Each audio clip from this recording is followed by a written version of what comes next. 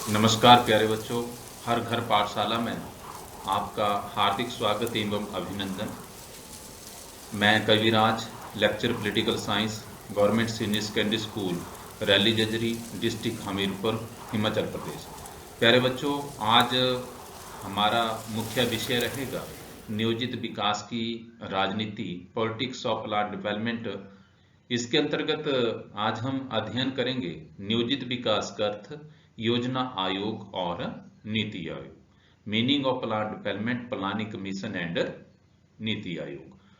तो प्यारे बच्चों, जैसा कि आप बच्चों को पता है कि जब भारत स्वतंत्र हुआ तो उस समय भारत की आर्थिक स्थिति जो है वो अच्छी नहीं थी। भारत को अपना आर्थिक विकास करने के लिए विशेष प्रकार के प्रयत्न करने की आवश्यकता थी। एक विशेष प्रकार की आर्थिक प्रक्रिया का चयन भारत के द्वारा किया जाना था, परंतु संविधान निर्माताओं ने देश का आर्थिक विकास करने के लिए आर्थिक प्रक्रिया का चयन करने का जो अधिकार है वो देश की भावी सरकार को दे दिया था।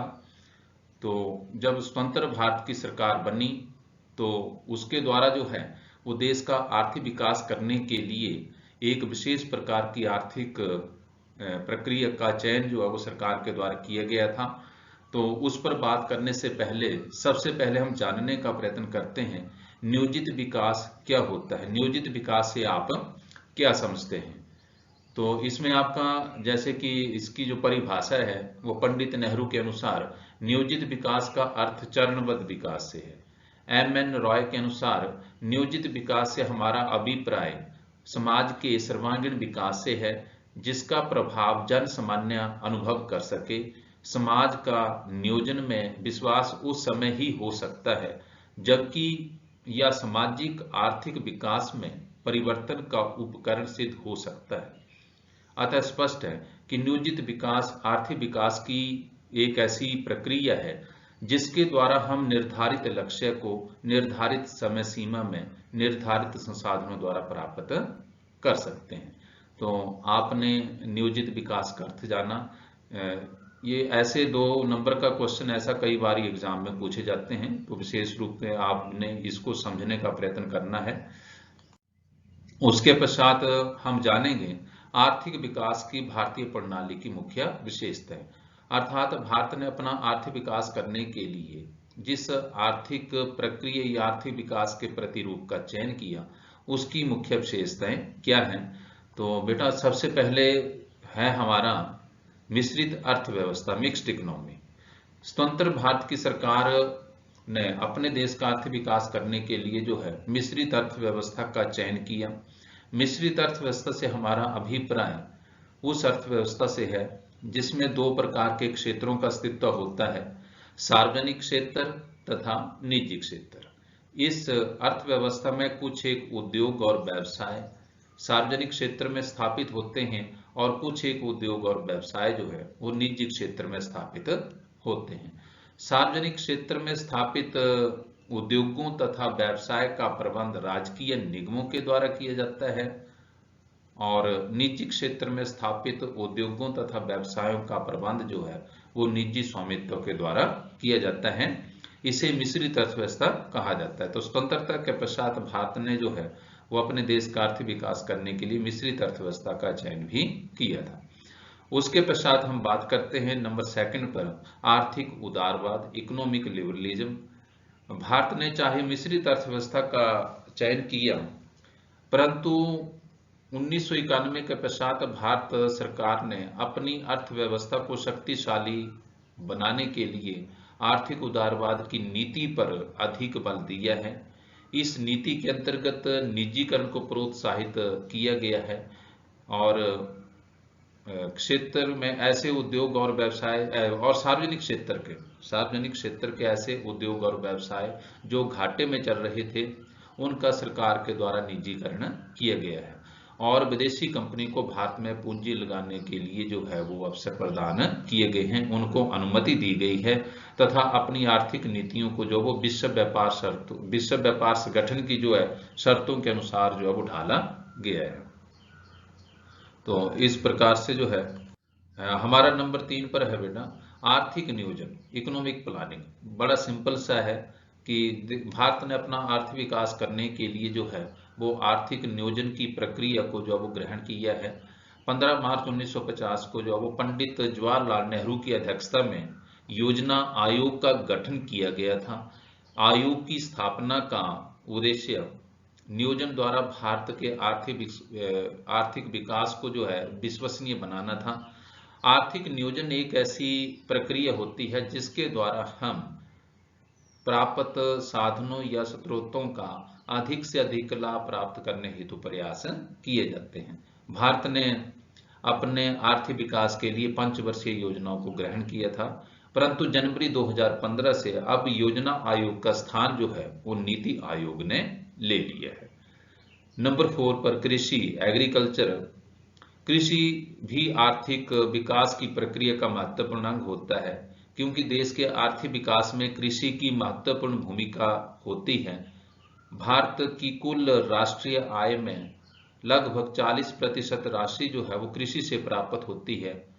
कृषि में जो है भारत की कुल जनसंख्या का 70% भाग कृषि या कृषि आधारित उद्योगों से अपनी जीविकोपार्जन करती है।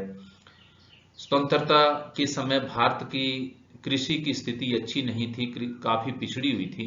अतः भारत सरकार ने कृषि में सुधार लाने के लिए कई आवश्यक कदम उठाए, जैसे भूमि सुधार कानूनों को जो है लागू किया गया और कृषि का उत्पादन बढ़ाने के लिए हरित क्रांति का प्रारंभ भारत में किया गया, ताकि खाद्यान्न के क्षेत्र में भारत जो है वो आत्मनिर्भर हो सके। तो इस प्रकार से जो है वो कृषि भी भारतीय आर्थिक विकास प्रणाली की वो एक मुख्य विशेषता है। नंबर 5 पर ग्रामीण विकास पर बल, stress on rural development. Bharat सरकार द्वारा जो है ग्रामीण विकास पर भी विशेष रूप से बल दिया गया। ग्रामीण क्षेत्र का विकास स्तर जो है वो शहरी क्षेत्रों की तुलना में काफी निम्न है और ग्रामीण लोगों का जीवन स्तर भी शहरी लोगों के जीवन के समान नहीं होता। इसलिए स्वतंत्रता के पश्चात हमारी भारत सरकार ने जो है ग्रामीण क्षेत्र के विकास के प्रति जो है वो विशेष प्रकार का ध्यान दिया गया। इसके लिए जो है वो एकीकृत ग्रामीण विकास कार्यक्रम प्रारंभ किया गया। सामुदायिक विकास कार्यक्रम, पंचायती राज व्यवस्था आदि ग्रामीण क्षेत्र के विकास के लिए महत्वपूर्ण कदम है। नंबर 6 पर लघु स्तर के उद्योगों का विकास, development of small scale industries. स्वतंत्रता के समय जहां भारत में बड़े उद्योगों का अभाव था, वहीं लघु उद्योगों की स्थिति भी अच्छी नहीं थी। इसलिए योजना निर्माताओं ने लघु स्तर के उद्योगों के विकास के प्रति जो है वो विशेष ध्यान देने पर बल दिया था। नंबर 7 पर हम बात करेंगे रोजगार के अवसरों में वृद्धि, इंक्रीज इन एम्प्लॉयमेंट अपॉर्चुनिटीज। निर्धनता की समाप्ति के लिए बेरोजगारी का समाप्त होना अनिवार्य है। अतः भारत सरकार ने जो है वो रोजगार के अवसरों में वृद्धि करने के लिए स्वरोजगार की लघु योजनाएं लागू की। बैंकों द्वारा बेरोजगार लोगों को ऋण देने की व्यवस्था भी की गई। बैंकों के अतिरिक्त अन्य वित्तीय संस्थाएं भी ऐसी निजी तौर पर स्थापित की गई, उनको अनुमति दी गई। वे जो है वो बेरोजगार लोगों को लघु उद्योग स्थापित करने या अन्य व्यवसाय करने के लिए ऋण संबंधी सुविधाएं जो है वो कम ब्याज दर पर जो है वो उनको उपलब्ध करवाने की जो है वो सरकार के द्वारा ऐसे प्रयत्न किए गए, ताकि जो है वो रोजगार के अवसरों में वृद्धि हो सके। उसके पश्चात है हम जानेंगे बेटा योजना आयोग की रचना तथा कार्य, composition of planning commission and functions. Bharat में योजना आयोग या नियोजन की प्रक्रिया जो है वो स्वतंत्रता के पश्चात ही आरंभ बनी हुई, अपितु स्वतंत्रता से पूर्व भी जो है वो अनेकों बार जो है वो ऐसे प्रयत्न हुए कि भारत का विकास जो है वो एक नियोजित तरीके से किए जाए। तो इसके लिए समय समय पर स्वतंत्रता से पहले भी ऐसे जो है वो प्रयत्न हुए हैं। जैसे कि सबसे हम जानते हैं बॉम्बे प्लान। तो बॉम्बे प्लान एक ऐसी योजना थी जिसके अंतर्गत जो है वो देश का आर्थिक विकास करने के लिए जो है वो नियोजन प्रणाली को ग्रहण करने का प्रस्ताव जो वो तैयार किया गया था।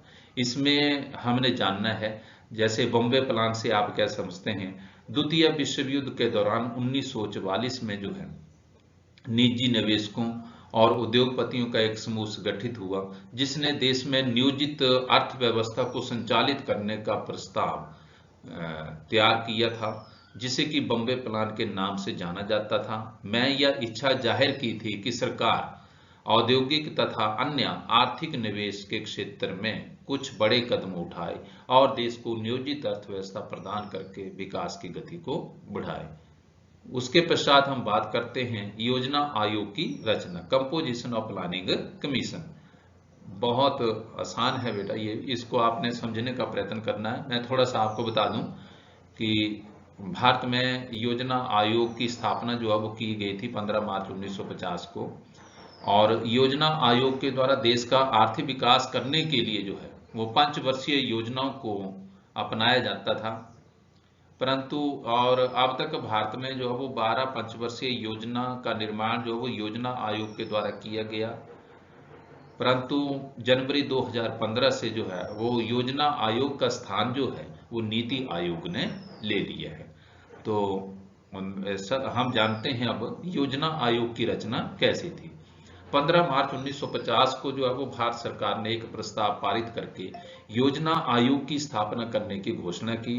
28 मार्च 1950 से योजना आयोग ने अपना कार्य करना आरंभ कर दिए थे।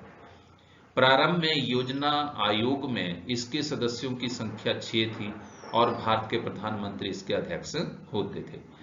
इसके सदस्यों की संख्या में निरंतर वृद्धि होती चली गई। नीति आयोग बनने से पहले योजना आयोग की कुल सदस्य संख्या 17 थी। इन 17 सदस्यों में से जो है 7 पूर्णकालीन सदस्य, 7 अल्पकालीन सदस्य होते थे। अल्पकालीन सदस्यों में केंद्रीय मंत्री होते थे। भारत का प्रधानमंत्री योजना आयोग का अध्यक्ष होता था तथा इसका एक उपाध्यक्ष भी होता था, और योजना आयोग का एक स्थायी सचिव भी होता है जो कि मंत्रिमंडल का सचिव भी कहलाता है।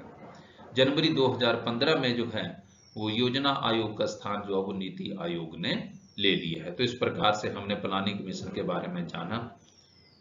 अब हम जानते हैं कि जब योजना आयोग जैसी संस्था भारत में कार्य करती थी तो योजना आयोग के कार्य क्या थे, फंक्शंस ऑफ प्लानिंग कमीशन।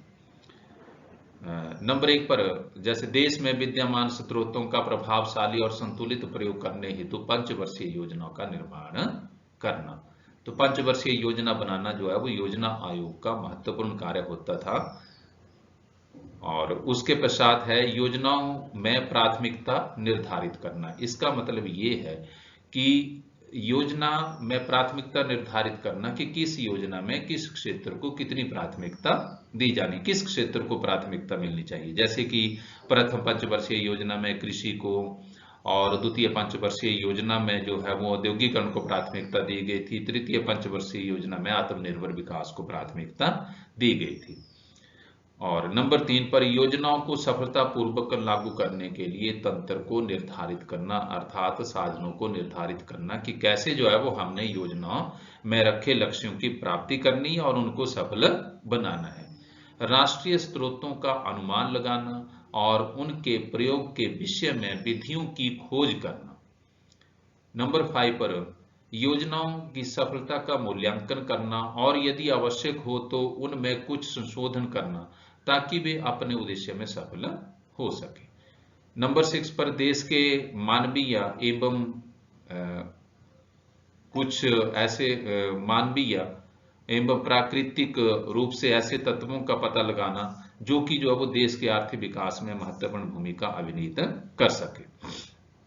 देश में विद्यमान साधनों के प्रभावशाली प्रयोग को विश्वसनीय बनाना। फिर है नंबर 8 पर केंद्र और राज्य सरकारों की विकास योजनाओं का निर्माण करना। देश के औद्योगिक विकास के लिए नियोजन करना, राष्ट्रीय विकास में लोगों का सहयोग प्राप्त करना और सामान्य योजना को प्रकाशित करना आदि योजना आयोग के कार्य होते थे। तो जैसा कि अब वर्तमान समय में योजना आयोग का स्थान जो है वो नीति आयोग ने जनवरी 2015 से ले लिया है। अब हम जानेंगे नीति आयोग की रचना तथा कार्य। NITI Aayog composition and function. जनवरी 2015 में योजना आयोग के स्थान पर नीति आयोग का गठन किया गया है। नीति आयोग का अध्यक्ष प्रधानमंत्री होता है, जो कि आजकल श्री नरेंद्र मोदी हैं, और इसका एक उपाध्यक्ष भी होता है।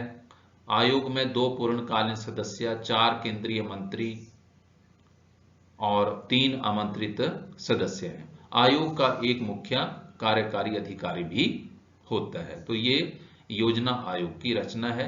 योजना आयोग जो है, ये नीति आयोग की रचना है, और नीति आयोग जो है वो जनवरी 2015 से अस्तित्व में आया है। अब वर्तमान समय में योजना आयोग को समाप्त कर दिया गया है। उसके स्थान पर जो है वो नीति आयोग कार्य कर रहा है। अब हम जानेंगे कि नीति आयोग की रचना, नीति आयोग के कौन कौन से कार्य होते हैं। नीति आयोग के कार्य, फंक्शंस ऑफ नीति आयोग। सबसे पहले, राष्ट्रीय विकास में प्राथमिकता क्षेत्रों और रणनीतियों पर राज्य सरकारों के साथ काम करने के लिए प्रयत्न करना, ग्रामीण विकास के लिए योजनाएं लागू करना, यह सुनिश्चित करना कि राष्ट्रीय सुरक्षा के हित में आर्थिक रणनीति और नीति कार्य करती है।